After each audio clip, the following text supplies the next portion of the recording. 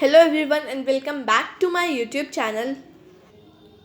In this video I am gonna share textbook exercises of the French Revolution Chapter 1 History Class 9th NCERT. Our first question is, describe the circumstances leading to the outbreak of revolutionary protests in France. किन चीज़ों की वजह से France में revolutionary protest हुआ था? जब Louis 16 राजा बना था उसे एम्प्टी ट्रेजरी मिली थी। फ्रांस की दूसरी कंट्री के साथ काफ़ी सालों से लड़ाई चल रही थी जिस वजह से फाइनेंशियल रिसोर्सेज फ्रांस के ख़त्म हो गए थे। लुई 16 को एक एक्स्ट्रावेजेंट लाइफ जीनी थी जिसके लिए हमें पैसा चाहिए होता है। एक्स्ट्रावेजेंट लाइफ मतलब अमीरों वाली लाइफ। फ्रांस ने अमेरिका की 3 कॉलोनीज़ की हेल्प की थी ब्रिटिश से इंडिपेंडेंस गेन करने में, जिसने फ्रांस के डेब्ट में और ज़्यादा डेब्ट ऐड कर दिया, फ्रांस की उधारी और बढ़ा दी। फ्रांस में खाली थर्ड स्टेट टैक्सेस पे करती थी, फर्स्ट और सेकंड स्टेट नहीं करते थे। पहले जो लेंडर्स स्टेट को क्रेडिट देते थे, थोड़ा लोन देते थे, उन्होंने भी उन लोन्स पर 10% का इंटरेस्ट लगाना शुरू कर दिया। और पॉपुलेशन 23 मिलियन से 28 मिलियन तक इंक्रीज़ हुई। अब पॉपुलेशन इंक्रीज़ हुई है तो फूड की प्रोडक्शन भी इंक्रीज़ होनी चाहिए, लेकिन लुई 16 ने फार्मर्स को आर्मी में भेज दिया कि जाओ तुम वॉर करो, लड़ाई करो। और सारे फार्मर्स जब लड़ाई में चले गए तो फिर प्रोडक्शन कौन करेगा? ऐसे खाने की कमी हो गई, फूड रायोट्स हो गए। Decrease in food production as the population increased. Only rich man had the right to vote. खाली रिच मैन यानी कि हायर टैक्स पेयर्स को ही राइट टू वोट था। लुई 16 ने अपनी आर्मी को ऑर्डर दिया कि वो सिटीजन्स के ऊपर फायर छोड़ दें, क्योंकि जो ऐसे फूड राइट्स हो रहे हैं ऐसे वो ख़त्म हो जाएंगे, मतलब ऐसे दंगे नहीं होंगे। और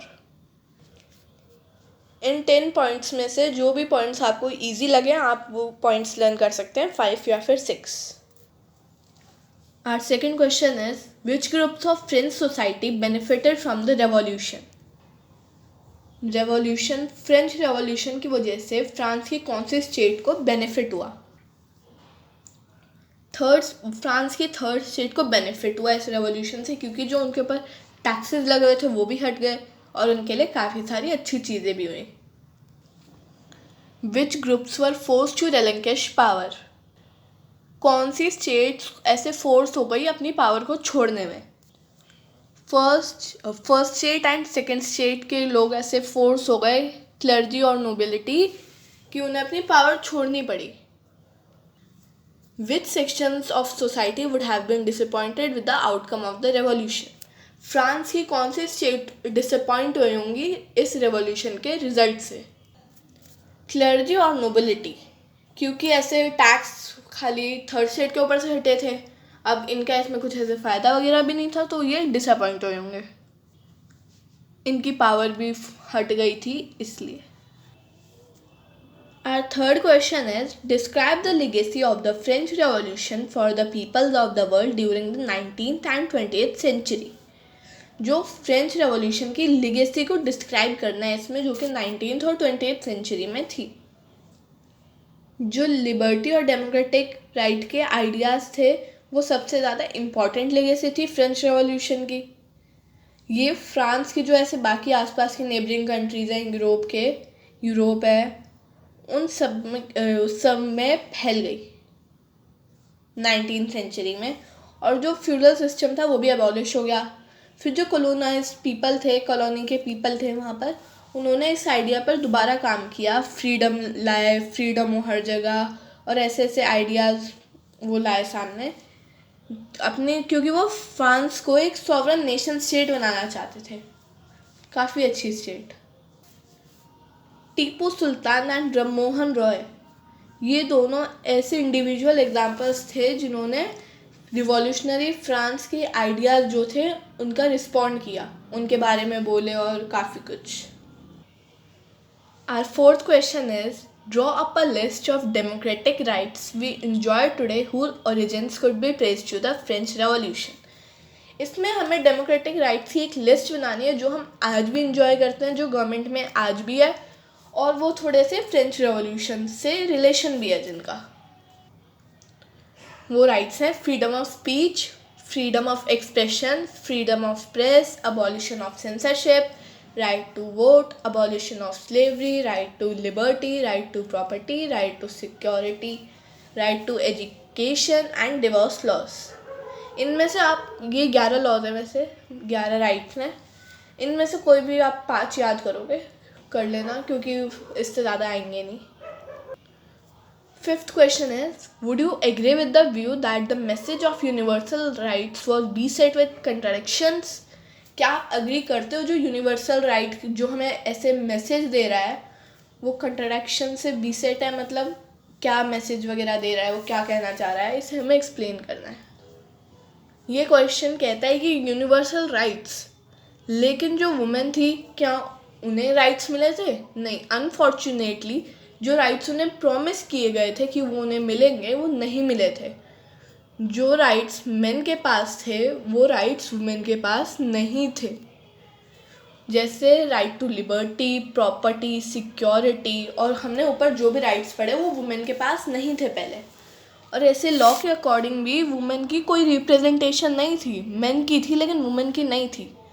वुमेन को ऐसे कोई ऑनर यानी अवार्ड वगैरह या फिर पब्लिक एम्प्लॉयमेंट ऐसे नेशनल असेंबलीज में, पब्लिक ऑफिसेज में नहीं बिठाया जाता, जबकि उनकी एबिलिटी है, उनकी एबिलिटी कई ज़्यादा है मेन से, लेकिन तब भी उन्हें ऐसे कुछ दिया नहीं जाता था, इम्पोर्टेंस नहीं दी जाती थी.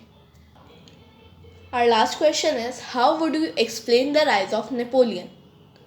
जो जैकोबिन गवर्नमेंट थी, रॉबेस्पियर मरा तो फिर जैकोबिन गवर्नमेंट भी हट गई. उसके बाद एक नया कॉन्स्टिट्यूशन इंट्रोड्यूस हुआ और इस कॉन्स्टिट्यूशन के हिसाब से जो नॉन प्रॉपर शीट सेक्शंस हैं सोसाइटी के, उन्हें राइट टू वोट नहीं है, डिनाइड है उनका right to vote. Non proper sheet section मतलब जिनके खुद की कोई प्रॉपर्टी नहीं है, कोई लैंड नहीं है जिनका खुद का. अब मिडिल क्लासेस के तो खुद का ही लैंड होता है, चाहे छोटा ही हो लेकिन होता खुद का है, और तो वो थोड़े उनके पास पैसे वगैरह भी होते हैं, तो फिर उनके पास पावर आई, middle classes to seize power. और फिर जो वहाँ पर 2 इलेक्टेड लेजिस्लेटिव काउंसिल्स बनी, उन लेजिस्लेटिव काउंसिल्स ने एक डायरेक्टरी अपॉइंट की, एक एग्जीक्यूटिव अपॉइंट किया. उस एग्जीक्यूटिव में 5 मेंबर्स थे, 5 जने थे उसमें. ये एग्जीक्यूटिव और ये डायरेक्टरी सब इसलिए बनाई गई क्योंकि जो सारी ये पावर है ये वन मैन ना रहे, मतलब सारी पावर एक ही बंदे के हाथ में ना रहे, जैसे वो घमंड आ जाए उसके अंदर और वो अपनी मर्जी से कुछ भी करने लग जाए. जैसे जैकोबिन्स के अंदर सारी पावर मोस्टली मैक्सिमिलियन रॉबेस्पियर के हाथ में थी, और फिर वो आगे जाके कितना गंदा हो गया था इसलिए. लेकिन जो डायरेक्टर्स थे उनकी लड़ाइयाँ ऐसे होती रहती थी लेजिस्लेटिव काउंसिल्स के साथ, और फिर वो डायरेक्टर्स उस लेजिस्लेटिव काउंसिल को डिसमिस कर देते थे, हटा देते थे. ऐसे जो ये पॉलिटिकल इंस्टेबिलिटी हुई कि ये लेजिस्लेटिव काउंसिल हट गई, फिर एक दूसरी आ गई, वो हट गई, फिर एक दूसरी आ गई. इस इंस्टेबिलिटी की वजह से एक ये जो नेपोलियन आया, मिलिट्री डिक्टेटर, इस पॉलिटिकल इंस्टेबिलिटी की वजह से एक राइज हुआ मिलिट्री डिक्टेटर का, नेपोलियन बोनापार्टे. इस चैप्टर के क्वेश्चन आंसर्स का लिंक आपको इसके डिस्क्रिप्शन में मिल जाएगा. Give this video a hit like, share and subscribe. Study with Harshika. Thank you everyone.